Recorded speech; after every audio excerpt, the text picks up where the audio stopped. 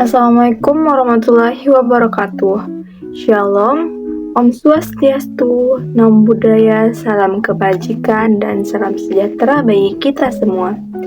Perkenalkan, saya Zuratul Hayat dengan NIM A1A025100044 dari kelas B Program Studi Ekonomi Pembangunan Fakultas Ekonomi dan Bisnis Universitas Mataram. Pada video kali ini, saya akan membahas tentang demokrasi Indonesia, mulai dari pengertiannya, nilai-nilai, jenis-jenis demokrasi, sejarah demokrasi, pelaksanaan, dan tantangan demokrasi di Indonesia. Yang pertama, kita akan membahas tentang pengertian demokrasi. Apa sih demokrasi itu? Demokrasi adalah sistem pemerintahan di mana rakyat sebagai pemegang kekuasaan tertinggi. Dalam demokrasi, rakyat berhak memilih pemimpin, menyampaikan pendapat, dan ikut serta dalam pengambilan keputusan. Sejumlah ahli juga memberikan definisinya. Abraham Lincoln menyebutkan demokrasi sebagai pemerintahan dari rakyat, oleh rakyat, dan untuk rakyat.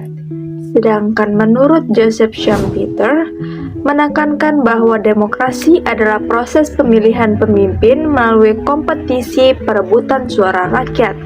Dari berbagai pendapat para ahli tersebut, dapat disimpulkan bahwa demokrasi mengandung nilai partisipasi rakyat, kebebasan berpendapat, dan tanggung jawab dalam menjalankan kekuasaan untuk mencapai keadilan dan kesejahteraan bersama. Selanjutnya, kita akan membahas nilai-nilai dan prinsip demokrasi. Demokrasi dijalankan dengan beberapa nilai utama. Nilai-nilainya meliputi kebebasan, persamaan, keadilan, dan tanggung jawab. Sedangkan prinsip-prinsip demokrasi mencakup kedaulatan rakyat, pemerintahan berdasarkan hukum, pembagian kekuasaan, perlindungan hak asasi manusia, partisipasi masyarakat, kebebasan pers, dan pemilu yang jujur serta adil. Nilai dan prinsip demokrasi inilah yang menjadi dasar kehidupan berpolitik yang sehat. Jenis-jenis demokrasi. Demokrasi dapat dibedakan menjadi beberapa bentuk. Antara lain, yang pertama, demokrasi langsung. Demokrasi langsung adalah demokrasi yang dimana rakyat terlibat langsung dalam pengambilan keputusannya. Yang kedua, demokrasi perwakilan adalah demokrasi yang rakyat memilih wakil untuk menentukan kebijakan. Yang ketiga, demokrasi liberal adalah demokrasi yang menekankan perlindungan hak individu. Dan yang terakhir, demokrasi Pancasila adalah demokrasi yang paling khas digunakan oleh Indonesia, menekankan musyawarah, persatuan, dan keseimbangan antara hak individu dan kepentingan masyarakat.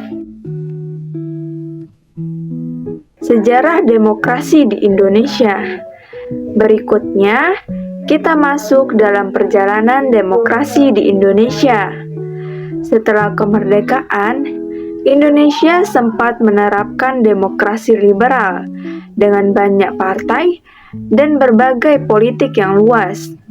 Namun, demokrasi liberal tidak stabil. Lalu, bergeser ke demokrasi terpimpin, di mana kekuasaan presiden sangat dominan dan kebebasan politik dibatasi. Setelah itu, memasuki Orde Baru. Pada masa Orde Baru, Indonesia menerapkan demokrasi Pancasila yang menekankan stabilitas, tetapi kebebasan politik tetap dikendalikan. Hingga akhirnya, pada masa era reformasi, demokrasi kembali dibuka, pemilu menjadi lebih bebas, rakyat memilih presiden secara langsung, dan lembaga independen dibentuk untuk menjaga proses demokrasi. Pelaksanaan demokrasi saat ini. Saat ini, demokrasi Indonesia terus berkembang dari masa ke masa. Pemilu dilaksanakan secara luber-jurdil, yaitu langsung, umum, bebas, rahasia, jujur, dan adil, di mana masyarakat bebas menyampaikan pendapat dan teknologi memungkinkan publik mengawasi kebijakan pemerintah dengan lebih mudah. Selain itu, lembaga independen seperti Komisi Pemilihan Umum, Badan Pengawas Pemilu, dan Mahkamah Konstitusi turut memastikan proses demokrasi berjalan dengan baik. Tantangan demokrasi yang ada di Indonesia. Walaupun demokrasi di Indonesia terus berkembang, demokrasi kita masih menghadapi beberapa tantangan, seperti masih adanya politik uang, korupsi, rendahnya partisipasi masyarakat, serta ketimpangan sosial yang mempengaruhi kualitas demokrasi yang ada di Indonesia. Untuk mengatasinya, dibutuhkan pendidikan politik yang berkelanjutan, penguatan lembaga independen, dan tentunya partisipasi aktif dari masyarakat dalam mengawasi pemerintah. Sebagai penutup, kesimpulan yang dapat saya sampaikan, demokrasi Indonesia adalah hasil perjalanan panjang dari bangsa kita. Nilai-nilai Pancasila harus menjadi dasar moral agar demokrasi tidak hanya soal pemilu, tetapi juga tentang menghadirkan keadilan, kesejahteraan, dan keharmonisan bagi seluruh rakyat. Keterlibatan aktif masyarakat dan pemerintah yang jujur serta transparan akan menjadi kunci utama untuk memperkuat demokrasi yang ada di Indonesia. Sekian materi yang dapat saya sampaikan. Terima kasih. Wassalamualaikum warahmatullahi wabarakatuh.